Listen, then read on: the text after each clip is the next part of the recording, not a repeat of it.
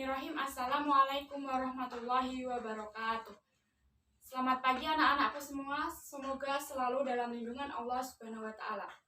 Pada pertemuan pertama kali ini, kita tidak dapat bertemu secara langsung, tetapi kita dapat bertemu melalui daring seperti ini ya, dikarenakan sedang adanya COVID-19. Sebelum mengawali pembelajaran kita pada pagi hari, baiknya kita mengawalinya dengan membaca Al-Fatihah terlebih dahulu dan lanjutkan dengan doa sebelum belajar. Kita mulai ya. A-ba-ta. A'udzu billahi minasyaitonir rajim. Bismillahirrahmanirrahim. Alhamdulillahi rabbil alamin. Ar-Rahmanir-Rahim. Maliki yaumiddin. Iyyaka na'budu wa iyyaka nasta'in. Ihdinas syiratal mustaqim. Syiratal ladzina an'amta 'alaihim ghairil maghdubi 'alaihim waladdallin. Amin. Bismillahirrahmanirrahim. Raditu billahi rabba wa bil islami dina wa bi Muhammadin nabiyya wa rasula. Rabbi zidni ilma warzuqni fahma. Amin ya rabbal alamin. Oke, selanjutnya sebelum pembelajaran kita mulai, silahkan anak-anak untuk absen melalui grup WhatsApp ya. Jangan lupa disertakan dengan nomor absennya masing-masing. Kemudian selanjutnya kita lanjutkan pembelajaran pada pagi hari ini melalui video yang Ibu buat seperti hari ini ya. Pada pertemuan kali ini Ibu akan membahas mengenai iman kepada kitab-kitab Allah Subhanahu wa Ta'ala. Apa sih itu iman kepada kitab-kitab Allah Subhanahu wa Ta'ala? Jadi, iman kepada kitab Allah Subhanahu wa Ta'ala adalah himpunan wahyu yang diturunkan kepada para rasulnya untuk disampaikan kepada umat manusia sebagai pedoman hidup. Kemudian kepada kitab Allah Subhanahu wa Ta'ala itu dituangkan dalam Quran surat Al-Baqarah ayat 4 yang berbunyi, jadi begini ya bunyinya, Ibu bacakan. A'udzu billahi minasyaitonir rajim. Bismillahirrahmanirrahim. Walladzina yu'minuna bima unzila ilaika wa ma unzila min qablik wa bil akhirati hum yuqinun. Shadaqallahul adzim. Yang artinya di sini dan mereka yang beriman kepada kitab Al-Qur'an yang telah diturunkan kepadamu dan kitab-kitab yang telah diturunkan sebelumnya.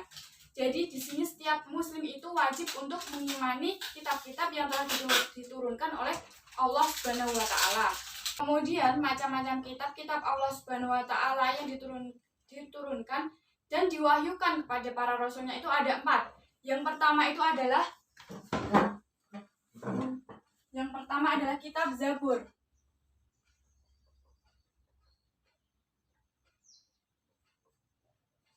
Yang kedua adalah kitab Taurat.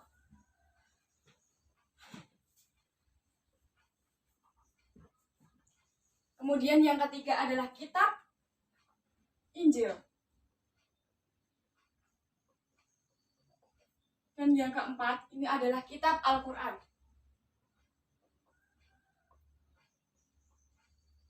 Nah, jadi di sini Ibu akan menjelaskan mengenai 4 kitab-kitab tersebut, yaitu yang pertama kitab Zabur, kitab Taurat, kitab Injil, dan Al-Qur'an. Macam-macam kitab Allah Subhanahu wa Ta'ala itu ada 4. Yang pertama adalah kitab Zabur yang diwahyukan kepada Nabi Daud alaihissalam kira-kira sekitar abad ke-10 sebelum Masehi di daerah Israel. Yang kedua adalah kitab Taurat yang diwahyukan kepada Nabi Musa alaihissalam kira-kira pada abad ke-12 sebelum Masehi di daerah Israel dan juga Mesir. Kemudian yang ketiga adalah kitab Injil yang diwahyukan kepada Nabi Isa alaihissalam kira-kira pada abad pertama Masehi. Yang keempat adalah kitab Al-Qur'an yang diwahyukan kepada Nabi Muhammad SAW yang diturunkan pada abad ke-6 Masehi di Makkah dan Madinah. Selain kitab, di sini Allah Subhanahu wa taala juga menurunkan suhuf. Suhuf ini diberikan kepada nabi-nabi yang terdahulu. Arti suhuf adalah lembaran. Adapun juga menurut istilah suhuf itu adalah wahyu yang disampaikan kepada para rasulnya. Akan tetapi tidak wajib untuk disampaikan kepada umatnya, pada manusia.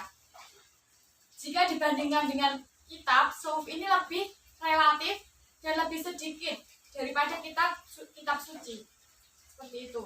Kitab-kitab Allah Subhanahu wa taala yang wajib diimani itu ada 4. Yang pertama adalah kitab Zabur, yang kedua Taurat, yang ketiga Injil, keempat adalah Al-Qur'an.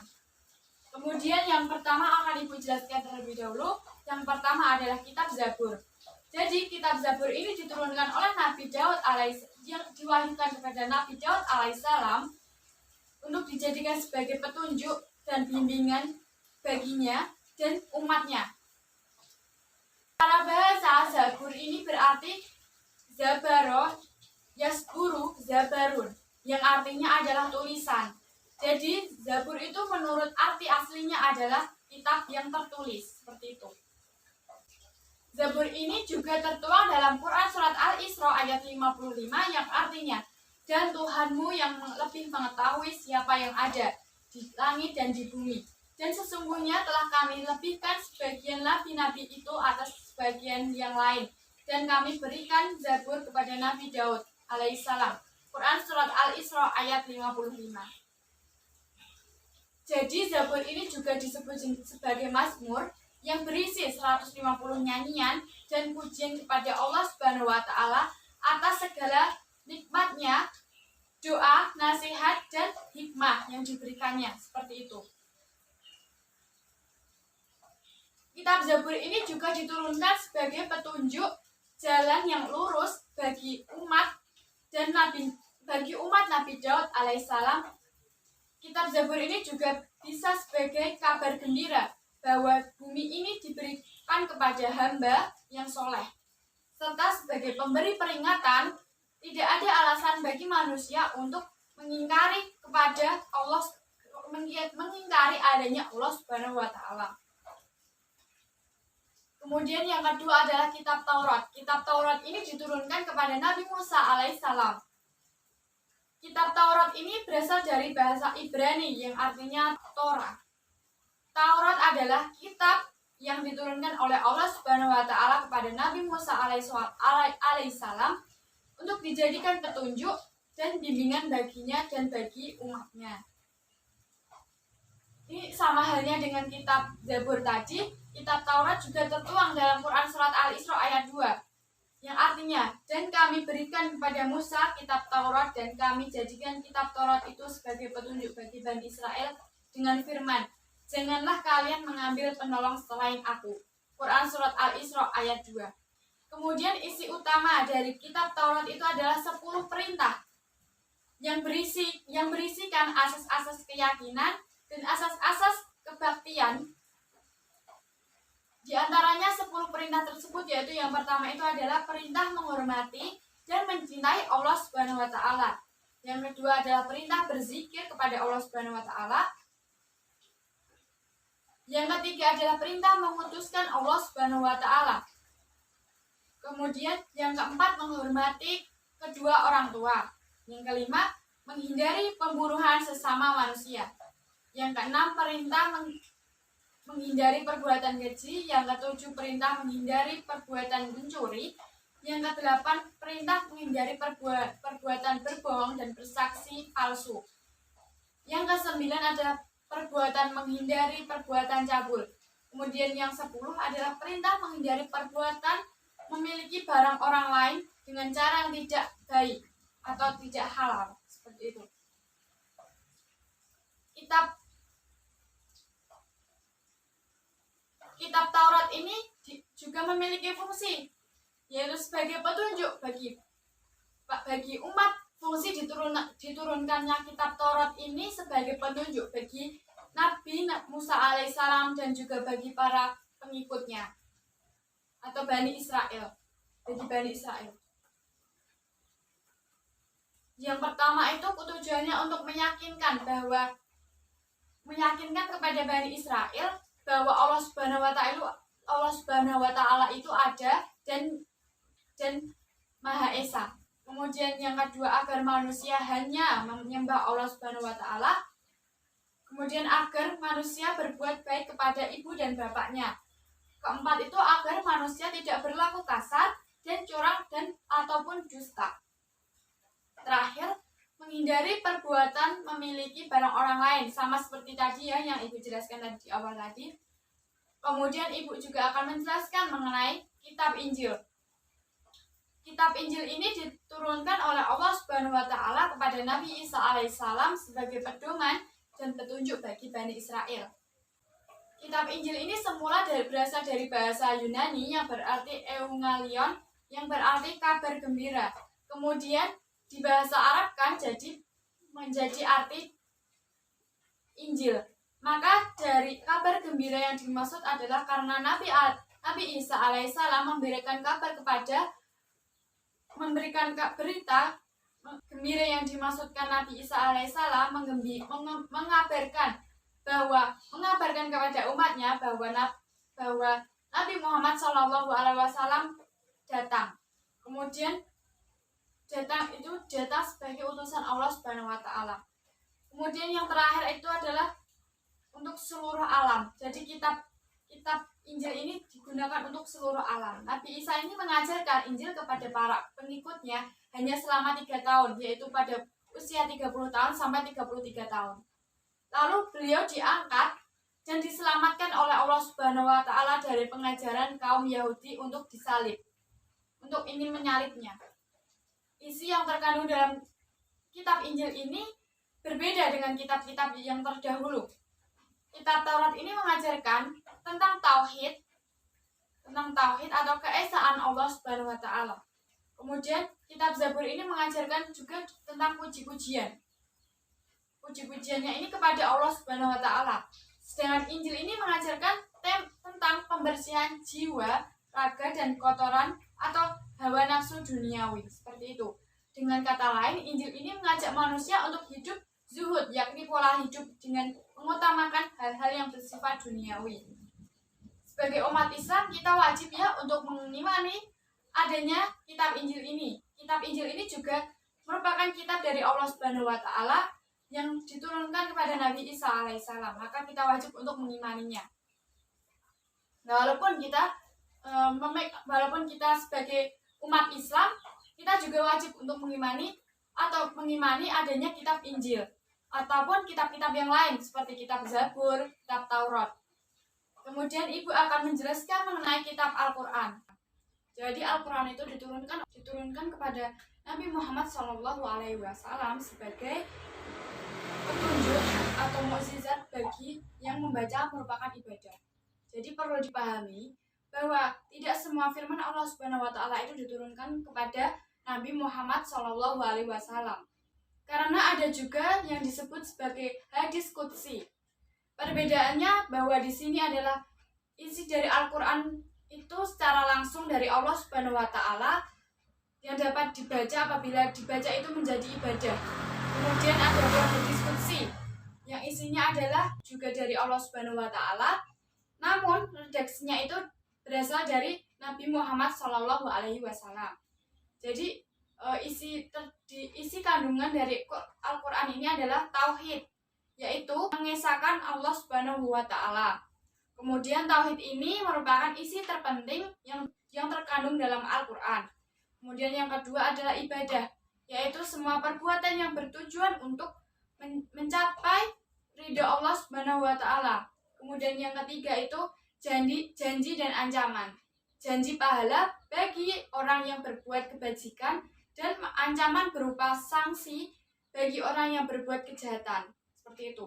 Kemudian yang keempat, hukum-hukum dan peraturan yang mengatur kehidupan manusia baik untuk kepentingan hidup di dunia maupun di akhirat. Kemudian kelima itu kisah dan riwayat.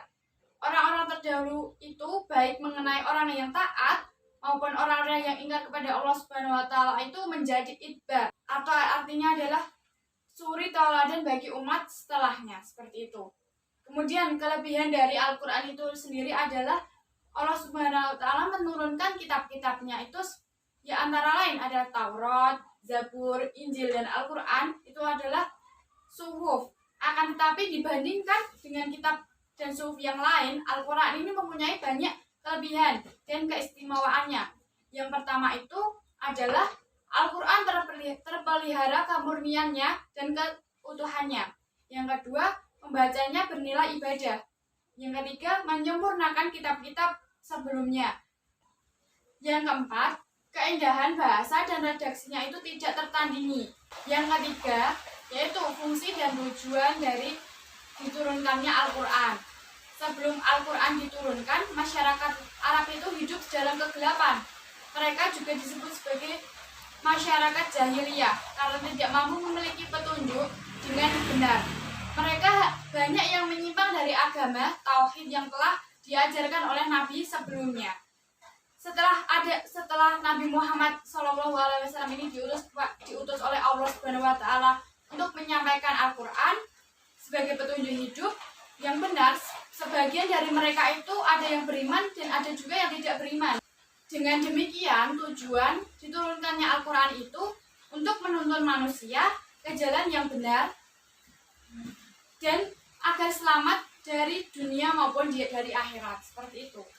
Kitab suci Al-Quran diturunkan Allah Subhanahu wa Ta'ala kepada Nabi Muhammad SAW berfungsi sebagai pedoman dan petunjuk bagi umat manusia. Al-Quran juga memiliki nama-nama lain. Yang pertama itu adalah Alkitab. Itu dijelaskan dalam Quran surat Al-Baqarah ayat 2. Kemudian yang kedua adalah Al-Furqan atau pembeda, yang artinya pembeda, yang dijelaskan dalam Quran surat Al-Furqan ayat 1. Yang ketiga adalah Az-Zikr, yang artinya peringatan. Terdapat dalam Quran surat Al-Hijr ayat 9.